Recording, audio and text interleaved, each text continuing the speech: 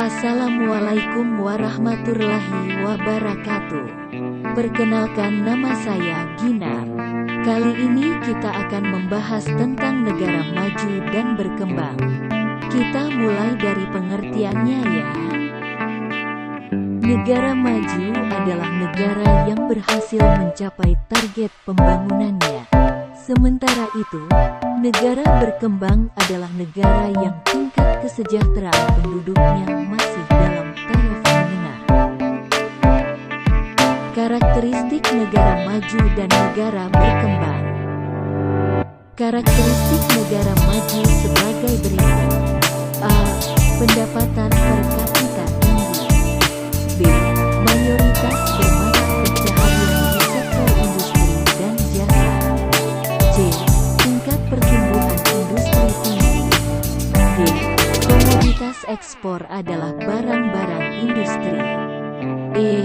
Tingkat kemiskinan rendah. Karakteristik negara berkembang sebagai berikut.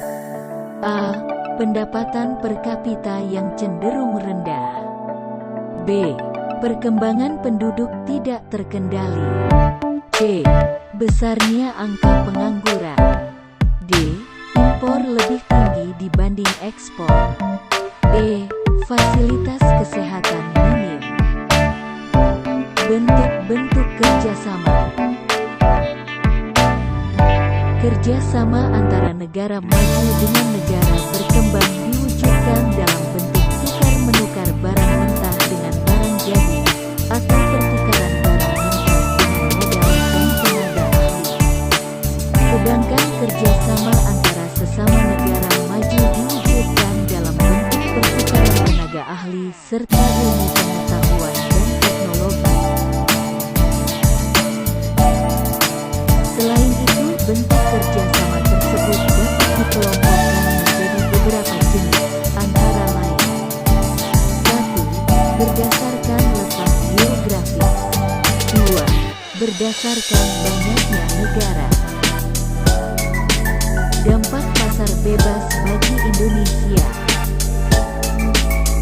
Peningkatan ekspor sehingga meningkatkan pendapatan nasional Indonesia. 4. Mendorong kemajuan ilmu pengetahuan dan teknologi, tidak hanya dalam bentuk modal, namun juga dalam bentuk transfer ilmu pengetahuan dan teknologi. Dampak positif dan negatif pasar bebas. Dampak positif pasar bebas, yaitu dapat memenuhi kebutuhan dalam negara, meningkatkan potensi ekspor dan kualitas produk, serta membuka lapangan kerja baru. Dampak negatif pasar bebas. Produk dalam negeri cenderung kalah bersaing dengan masuknya barang-barang luar negeri yang lebih murah dan berkualitas, bertambahnya kemungkinan eksploitasi sumber daya alam oleh perusahaan. Strategi pembangunan. Strategi tersebut yaitu menciptakan SDM berdaya saing, meningkatkan produktivitas sektor ekonomi, inisiasi ekonomi hijau, pemanfaatan transformasi digital, pengintegrasian ekonomi, dan pemindahan ibu kota negara. Strategi Indonesia menjadi negara maju.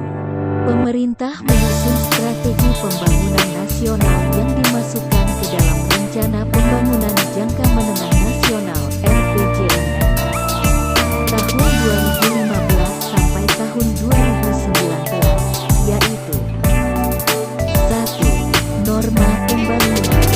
Membangun untuk meningkatkan kualitas hidup manusia dan masyarakat. Setiap upaya meningkatkan kesejahteraan, kemakmuran, produktivitas tidak boleh menciptakan ketimpangan yang makin melebar yang dapat merusak keseimbangan pembangunan. Aktivitas pembangunan tidak boleh merusak, menurunkan daya dukung lingkungan, dan mengganggu keseimbangan ekosistem.